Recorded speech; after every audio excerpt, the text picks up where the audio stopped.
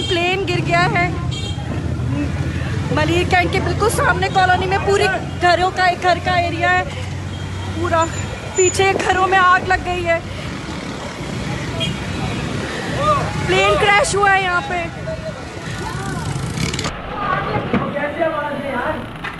वो किसको आवाज दे यार, आग लगी हुई है।